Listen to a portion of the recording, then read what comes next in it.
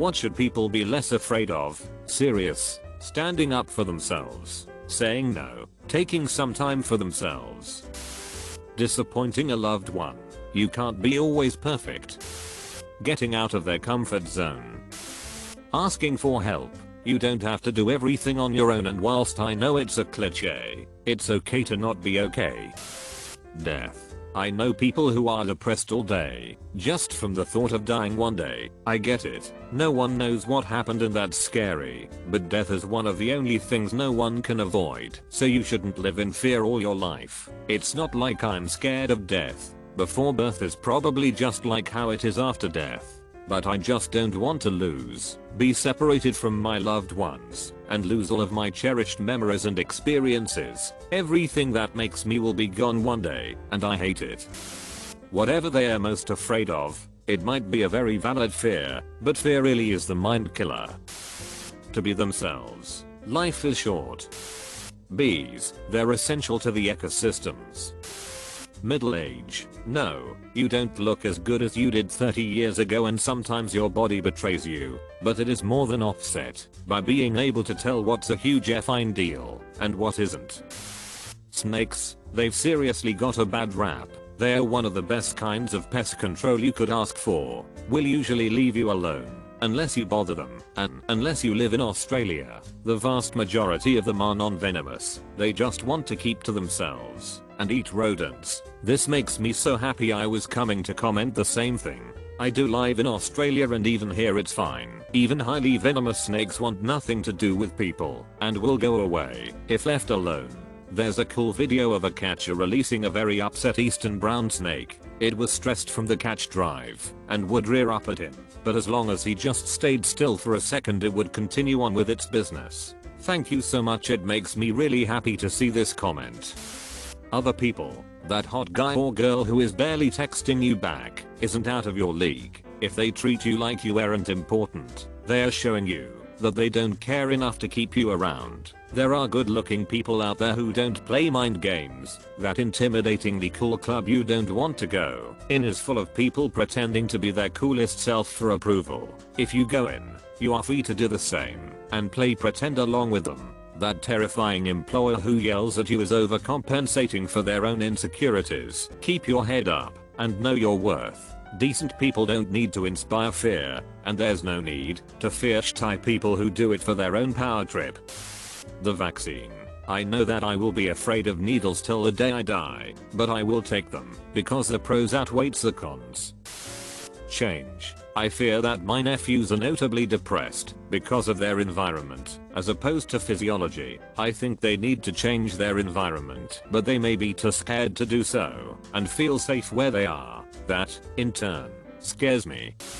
Seek for mental help. No, doctors are not going to take you to an asylum against your will. Hell, you're not going to an asylum unless you need to do a severe mental problem, and still, you aren't going to be taken against your will. No, pills won't turn you into a zombie. Some of them will help you think. If you break your arm, you need a cast. If you feel your mind needs certain chemical, then a pill will do that. Yes, you can count on your family and friends, and if you think you might bore/worry them, then a doctor is perfect for that. No, doctors are not pushing you to give them money to spend them on placebos, so you have to buy MLMs that are placebos and aren't covered by your insurance. Yes, you're an amazing person, and seeking for mental help doesn't mean you're weak or crazy. Sometimes you need a shoulder to lead on, and that's okay.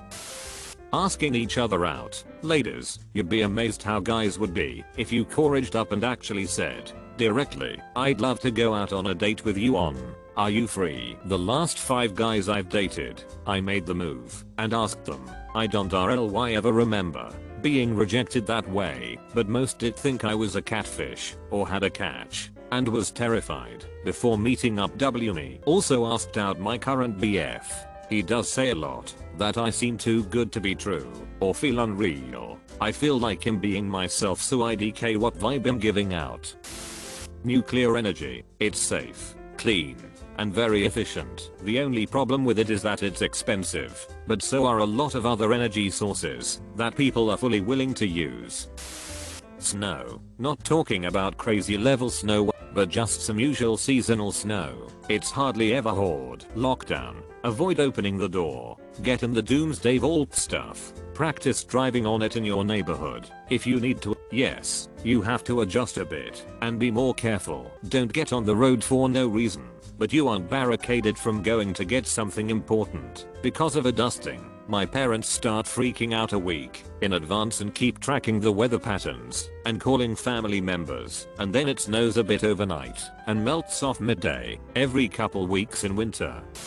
Honestly, spiders and tarantulas. So many people have arachnophobia. It's honestly sad. When I was in the first grade, I had to make a project about tarantulas. In my classroom, we had a live tarantula. It was giant, and most people in my class, including me then, were afraid of it. When I was done with my project, I had learned so much. Tarantulas are normally harmless, and they are more afraid of humans than we are of them. Since then, I'm no longer afraid of spiders, daddy long legs, or tarantulas. Also, I still have my model tarantula. His name is King George VI. Sharks. I mean, it's understandable to be afraid of them. They do kill. But what I find amusing is how we characterize them as terrifying, ruthless monsters when they are more of the victims here. An average of 10 people die from shark attacks worldwide per year, whereas FREAK 100 million sharks are killed by us each year. And that's not exaggeration.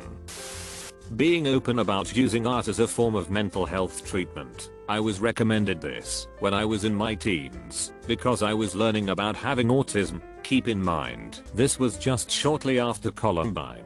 I was 12 at the time. I was an artsy type and draw pictures. They were rather harmless, yet the school system still had something with artsy kids. Despite the vast majority of works by such kids were mostly limited to that. Their works, for some, it's all the venting they needed. I know a lot of students who did disturbing works, but never act upon them. There was no need to intervene with anything. In fact, many mental health professionals are more likely going to recommend art treatment before anything else. It can also be a cry for help. During the Columbine shooting, the mother of one of the shooters learned serious her son was when she looked at his writings afterwards. Of course, back then, expressing that outside of the school system was hard to come by. Now, there are websites dedicated to disturbing artworks that are either accepted or got the attention at the school, forcing them to realize what is going on. In recent years, many mental health professionals actually recommend their patients to draw something that is bothering them. In any case, before they can suggest medicine, they'll need a medical team to decide after going under examinations, sometimes more than once, to check if there wasn't anything physical causing the problem. I was seen by many healthcare professionals before I was recommended for meds, including blood work. Yes, it was covered by the state, as I have state-run health insurance. They considered mental health as part of the overall system. It was as long it was considered necessary. Where I'm from, they take health earnestly. Admittedly, most have to finance their own art treatment as most are self-medicated, which isn't necessarily a bad thing as it's cheap to get into. You can go to any store that has art supply and that's all that is needed. Even dollar stores has this. This is helpful for those with mental health issues, but has a limited income. If you play your cards right, art treatment can actually help the economy in the long term when you look at the cost of care. Standing up to the boss if they are unnecessarily cruel. Even if you get fired, you can take it higher. And even if not, nobody has the right to make you feel low because they have the power over your job. I quit mine for how I was treated and gave them a piece of my mind. And while I'm finding it hard to get a new job, I'm getting by, and it's better than being put down every day. Dark humor. People are just soft nowadays. May seem like a joke, but it is not. Diet soda. Yeah, the sweetener is bad for you, but if you are drinking a 12-pack of regular soda per day, the benefits of drinking less liquid calories greatly outweighs the sweetener drawbacks.